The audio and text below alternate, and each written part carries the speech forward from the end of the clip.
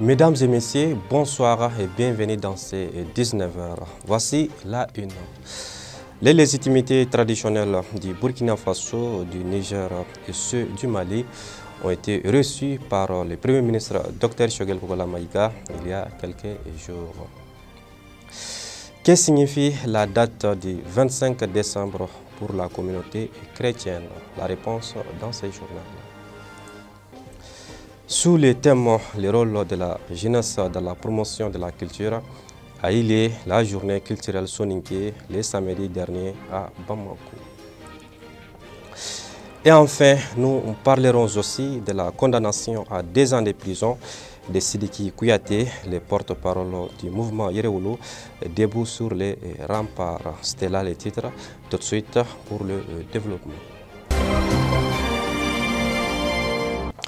Je l'ai annoncé dans les titres. Le Premier ministre Dr Choguel Kokola Maïga a accordé une audience aux légitimités traditionnelles du Burkina Faso, du Niger et ceux du Mali. Ces derniers sont venus pour réaffirmer leur soutien aux autorités de la transition. Pour comprendre davantage, écoutons le Premier ministre Dr Choguel Kokola Maïga.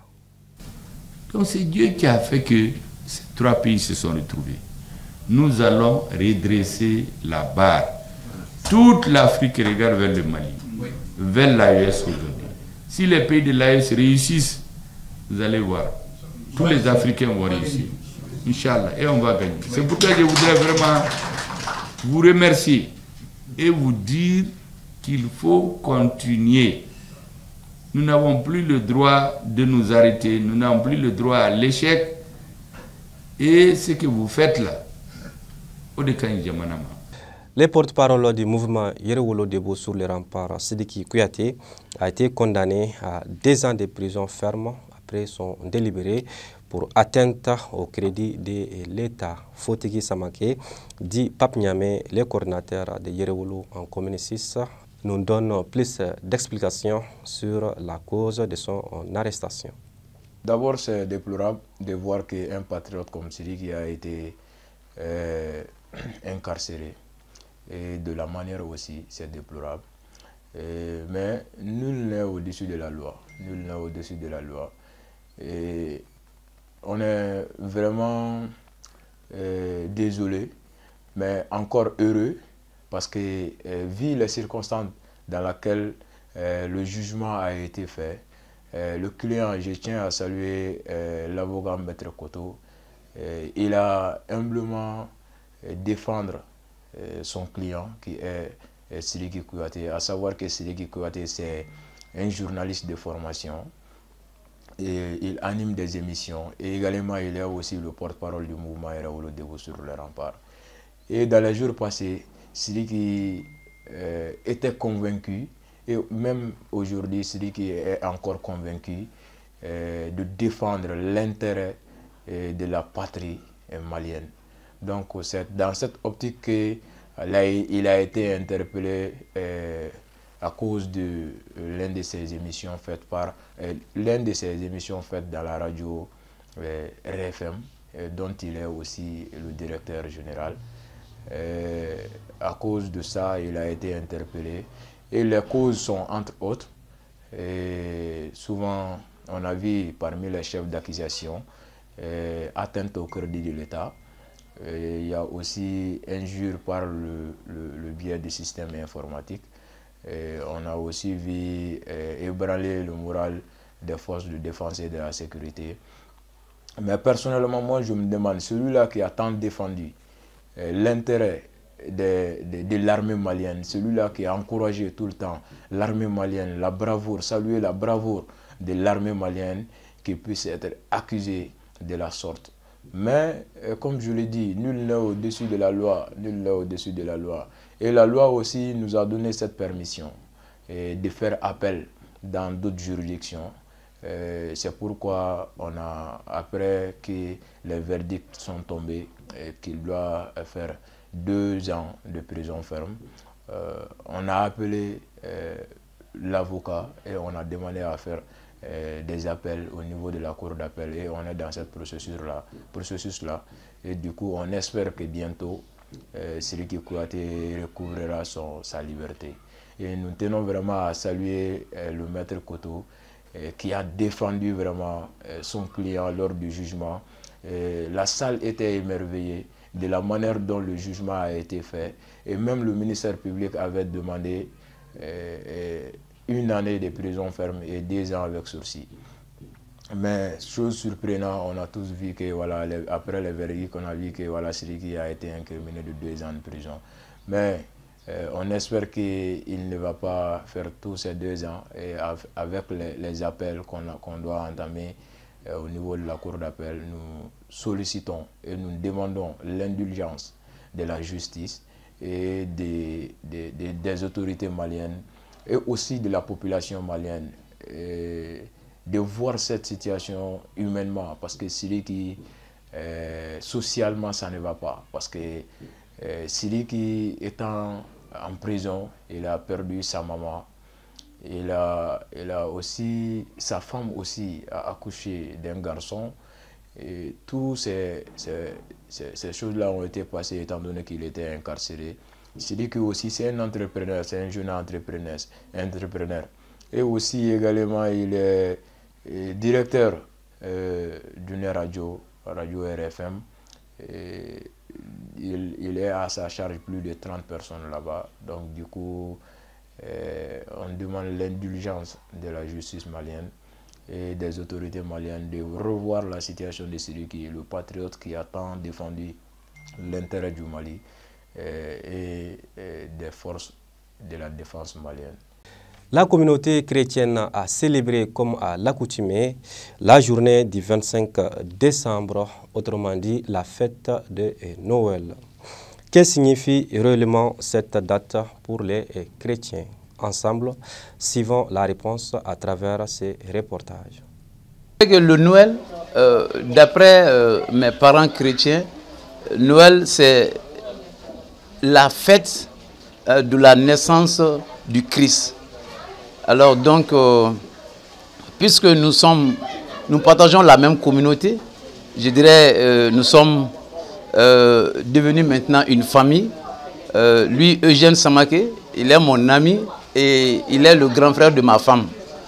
Donc, c'est la même famille. Nous fêtons Noël ensemble, nous fêtons Pâques ensemble. Et les fêtes musulmanes également, eux aussi ils viennent chez nous. Donc, nous les fêtons ensemble. Donc je dirais que la religion chrétienne, catholique, est une religion de paix et d'amour. Ok? Nous voyons cela dans le partage, dans les échanges entre communautés, entre familles chrétiennes. Donc cela est un exemple vraiment, je dirais, à suivre. Et nous invitons les gens, les uns et les autres, ceux qui n'ont pas compris la religion chrétienne, de ne pas voir en nos frères chrétiens nos ennemis. Ce sont nos frères.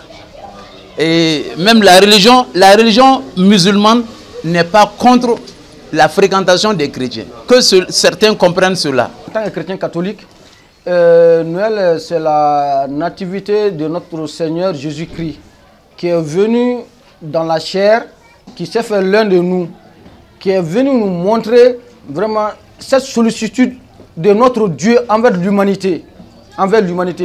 Dieu de sa magnificence n'a pas besoin de venir chez nous pour nous dire que vraiment il nous aime. Mais quand il s'est fait l'un de nous, comme lui-même il a dit, il n'y a pas de plus grand amour que de donner sa vie pour ceux qu'on aime. C'est la naissance de Christ, le sauveur du monde. Le message que je lance à la population malienne, c'est un remerciement à tous les diocèses, à toutes les communautés chrétiennes, musulmanes au Mali. Je leur souhaite une vive fête de Noël et bonne santé à nous tous. À présent, place à l'actualité internationale. Maïmouna Maïga pour les décryptages. Au Burkina Faso, le ministre des Affaires étrangères, de la coopération régionale et des Burkinabés de l'extérieur a échangé ce 27 décembre 2023 avec l'ambassadeur de la Fédération de Russie Alexei Saltykov. Cette rencontre a été l'occasion pour les deux personnalités de passer en revue la dynamique coopération bilatérale entre Ouagadougou et Moscou d'une part, et d'autre part de discuter du lancement officiel de la reprise des activités de l'ambassade de la Fédération de Russie au Burkina Faso ce jeudi 28 décembre à Ouagadougou. Autre actualité, la situation est tendue en RDC où une manifestation de l'opposition prévue ce mercredi a été interdite par le gouvernement. L'opposant congolais Martin Fayoulou ainsi que 4 autres candidats à la présidentielle ont appelé à une marche pour réclamer l'annulation du scrutin du 20 et 21 décembre entaché selon eux d'irrégularité. Et enfin, au Nigeria, le président Bola Tinubu a condamné l'attaque perpétrée dans l'état du Plateau, la qualifiant d'odieuse. Des hommes armés ont pris d'assaut plus de 15 communautés dans les zones de gouvernement local de Bokos et Barkin-Ledi dans l'état du Plateau la veille de Noël, tuant plus de 115 personnes. Les assaillants ont également pillé les produits agricoles et détruit les propriétés tout en massacrant les habitants. Et c'est tout pour l'actualité internationale de ce jour. Retour à Bamako, comme je vous le disais dans les titres, la journée culturelle soninké a été organisée par les fans club Yagaré le samedi dernier à Bamako. Les thèmes choisis de cette journée étaient le rôle de la jeunesse dans la promotion de la culture. Pour plus de précisions, écoutons Heta Assa Traoré, initiatrice. L'objectif de cette cérémonie, c'était de regrouper la jeunesse de la culture soninké. Voilà, donc c'était ça l'objectif, la promotion et comment promouvoir notre culture. Juste montrer aux gens qui sommes-nous et qu'est-ce que nous faisons chez nous, quelles sont nos cultures et traditions. Oui, c'est la toute première édition et on souhaiterait vraiment que ça ne soit pas la dernière. Voilà, tout ce que moi je peux dire à la jeunesse, pas seulement la jeunesse soninkéenne, à toute la jeunesse du monde. Quelle que soit la modernisation, restons toujours traditionnels et culturels. On peut être moderne tout en restant traditionnel et culturel. Donc, quelle qu'en soit notre civilisation, restons nous-mêmes. Ne n'enviez jamais être quelqu'un d'autre que nous ne sommes pas. C'est ce que j'ai à dire. Quand le passé n'éclaire plus l'avenir, l'esprit marche toujours dans les ténèbres, disait Alexis de Tocqueville. Sur ce, nous bouclons cette édition. Merci de l'avoir suivi et joyeux Noël à toute la communauté chrétienne. Merci beaucoup.